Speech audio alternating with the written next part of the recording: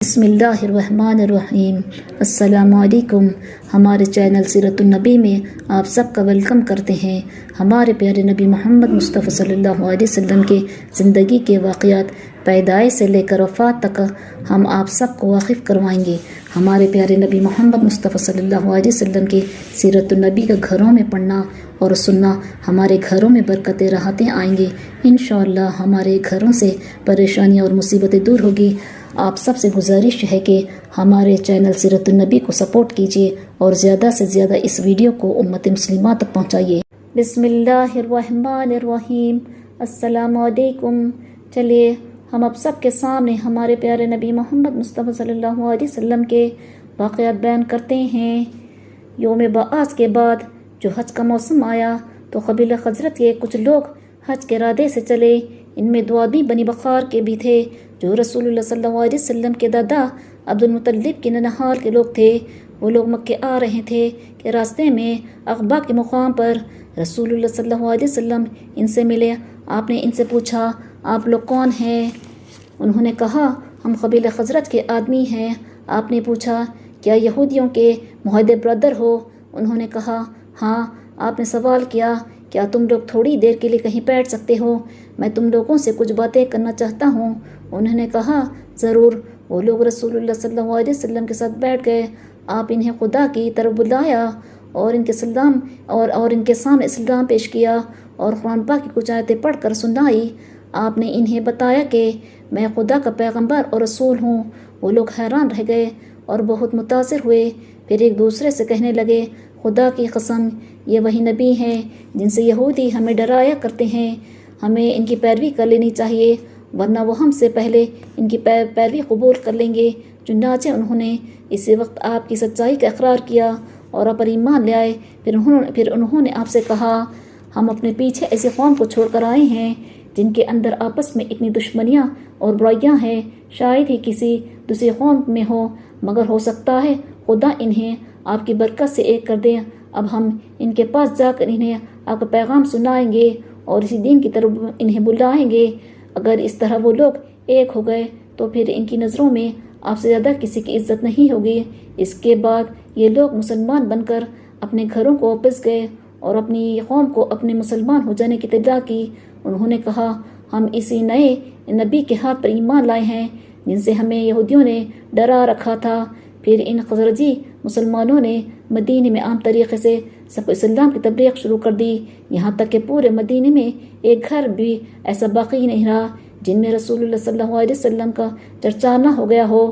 اگلے سال جب حج کا موسم آیا تو عقبہ کے مقام پر رسول اللہ صلی اللہ علیہ وسلم کے پاس اوس اور خزرج کے 12 آدمی آئے۔ آپ صلی اللہ علیہ وسلم نے ان سے عہد دیا کہ ان میں سے کوئی بھی خدا کے ساتھ کسی کو شریک نہیں بنائے گا، چوری نہیں کرے گا، اولاد کو قتل نہیں کرے گا اور کسی پر کوئی بہتان نہیں باندھے گا۔ جو کوئی اس عہد کی اور ان کی باتوں کی پابندی کرے گا اس کے لیے جنت کے دروازے کھلے ہیں، اور اگر کوئی ان باتوں میں سے کسی کی خلاف ورزی کرے گا تو اس کا معاملہ خدا کے ہاتھ ہے، چاہے وہ اسے عذاب دے اور چاہے اس کو بخش دے۔ جب وہ لوگ مدینے کو واپس ہوئے تو رسول اللہ صلی اللہ علیہ وسلم نے ان کے ساتھ مصعب ابن عمیر کو بھیجا تاکہ وہ ان لوگوں کو قرآن پاک پڑھائیں، اسلام کی تعلیم دیں اور دین سمجھائیں۔ مدینے میں اسلام پھیل گیا۔ غمگین اور پیاسے دل اس نعمت کو پا کر خوش اور سیراب ہوئے۔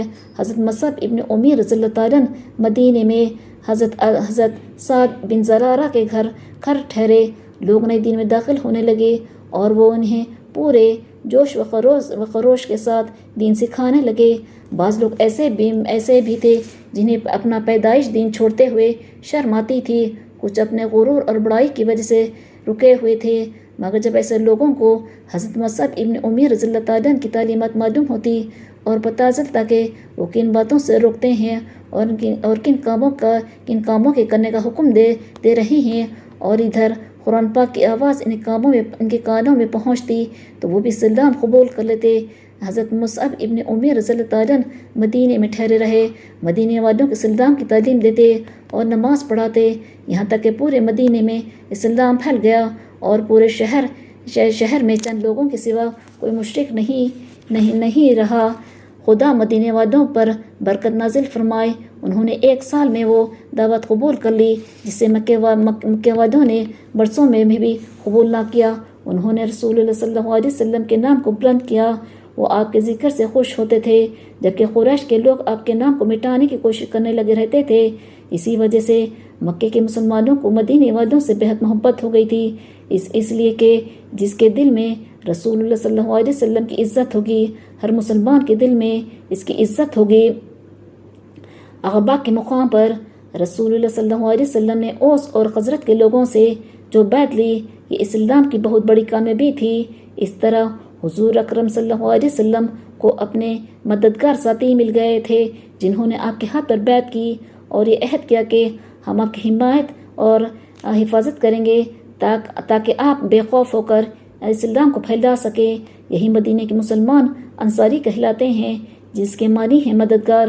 حضرت مصعب ابن عمیر رضی اللہ تعالیٰ عنہ کی تبلیغ سے مدینے میں اسلام پھیلتا رہا اور حضور اکرم صلی اللہ علیہ وسلم کے پاس اس کامیابی کی خوشخبریاں آتی رہی۔ رسول اللہ صلی اللہ علیہ وسلم جو پیغام لے کر آئے تھے، اس کو مدینے والوں کے دلوں نے قبول کر لیا تھا، اسی لیے انہوں نے آپ کی حفاظت اور آپ کی مدد کرنے کا فیصلہ کیا۔ وہ چاہتے تھے کہ کس طرح انہیں آپ صلی اللہ علیہ وسلم کا ساتھ دینے اور آپ صلی اللہ علیہ وسلم کے ساتھ رہنے کا شرف حاصل ہو۔ انہوں نے آپس میں کہا، آخر ہم کب تک رسول اللہ صلی اللہ علیہ وسلم کو اس طرح چھوڑے رکھیں کہ آپ مکے کے پہاڑوں میں پریشان پھریں اور اپنے مددگار تلاش کرتے رہیں۔ آخرکار انہوں نے فیصلہ کیا کہ وہ حج کے موسم میں مکے جائیں گے اور رسول اللہ صلی اللہ علیہ وسلم سے مدینہ تشریف لے چلنے کی درخواست کریں گے اور آپ کی حمایت اور آپ کی مدد کا عہد کریں گے۔ اس کے بعد حضرت مصعب مکے واپس آ گئے۔ رسول اللہ صلی اللہ علیہ وسلم نے ان سے حالت معلوم کیے۔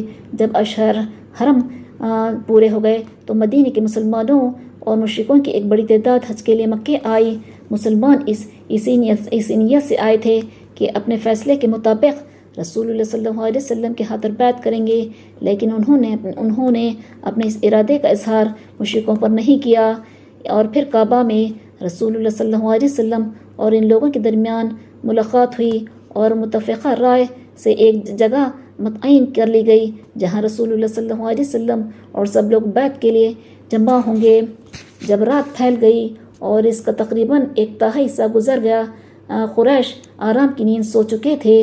تمام حاجی اپنے قافلوں اور ڈیروں میں محقوب تھے۔ مدینے کے حاجیوں میں سے 73 مرد اور 2 عورتیں خاموشی سے اٹھے اور چپکے سے چلتے ہوئے مکے سے کچھ دور عقبہ کے مقام پر آئے اور پہاڑوں کی گھاٹیوں میں بیٹھ کر رسول اللہ صلی اللہ علیہ وسلم کی راہ دیکھنے لگے۔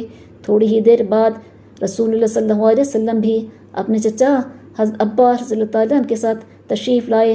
حضرت عباس رضی اللہ تعالیٰ عنہ ابھی تک اپنے باپ دادا کے مذہب پر ہی قائم تھے، مگر رسول اللہ صلی اللہ علیہ وسلم خاص رازوں میں انہیں شریک کر لیا کرتے تھے۔ چنانچہ اس وقت بھی رسول اللہ صلی اللہ علیہ وسلم یہی چاہتے تھے کہ عباس رضی اللہ تعالیٰ عنہ اس معاہدے کے وقت موجود رہیں جو مدین کے لوگ ان کے بھتیجے کے ہاتھ پر کرنے والے تھے، اور وفاداری کا یہ عہد اور بیعت اور زیادہ مضبوط اور پکا ہو جائے۔ اب ہم اس واقعے کو ختم کرتے ہیں۔